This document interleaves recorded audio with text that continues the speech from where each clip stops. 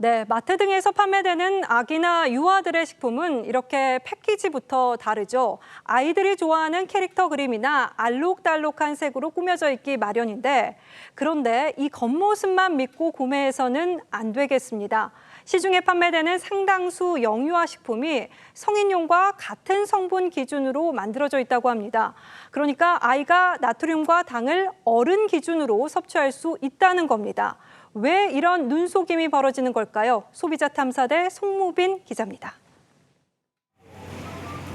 시중에 판매되는 영유아 식품은 분유와 이유식, 과자 등 다양합니다. 부모들은 영유아용 식품은 다를 거라 생각해 믿고 먹입니다.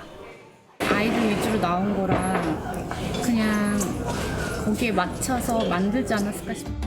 하지만 몇 개월 이상 된 아이에게 먹이라는 권장 섭취 연령 표시가 없고 판매원도 잘 모릅니다. 몇 살부터는 말이 없어가지고. 돌이 지나야 될 것 같은데? 지났어요? 네, 돌은 지났어요. 먹어도 될 것 같아요. 확인해보니 상당수 제품이 영유아용 또는 섭취 권장 연령 표시가 없습니다. 아이가 먹는 분유입니다. 생후 12개월 이후부터 먹을 수 있다고 되어 있는데요. 여기 옆에 똑같이 아이가 먹는 스낵은 권장 연령에 대한 정보가 아예 없습니다. 왜 그런 걸까? 영유아 식품으로 인정받으려면 살균과 멸균 과정 등 까다로운 제조 기준을 통과해야 하고 영유아용 표기와 섭취 권장 연령도 표시해야 합니다. 정리가 된 거예요. 영유아 기준에 맞게 제조하고 그렇게 표방을 한다라면 거기에 맞춰서 해라. 그런데 업체들이 강화된 기준에 맞추기 힘들자 영유아용 식품 인정을 포기하고 일반 식품으로 판매하는 겁니다. 그렇다 보니 겉모양만 영유아용처럼 만들고 성분 기준 등은 성인용에 맞춰진 게 많은데 영유아는 나트륨과 당 일일 섭취 권장량이 성인의 절반 수준이어서 이들 식품을 많이 먹으면 문제가 생길 수 있습니다. 성인 기준을 적용하면 거의 2배 이상으로 많은 거죠. 당류를 과다 섭취하면 비만과 그로 인한 만성 질환을 유발할 가능성이 있습니다.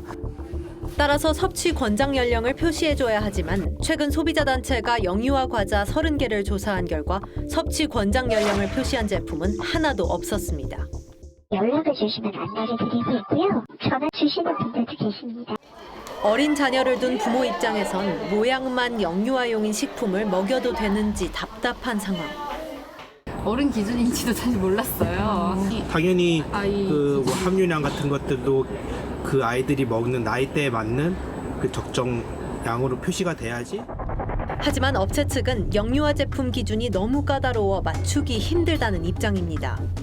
과자를 만들 때 전 공정을 다 멸균할 수는 없잖아요. 모든 영유아 회사들은 다 해당되는 상황이고 결국 일부 업체의 꼼수 마케팅에 소비자만 피해를 보고 있습니다.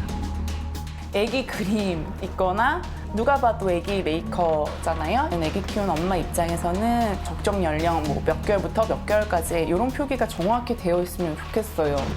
소비자 탐사대였습니다.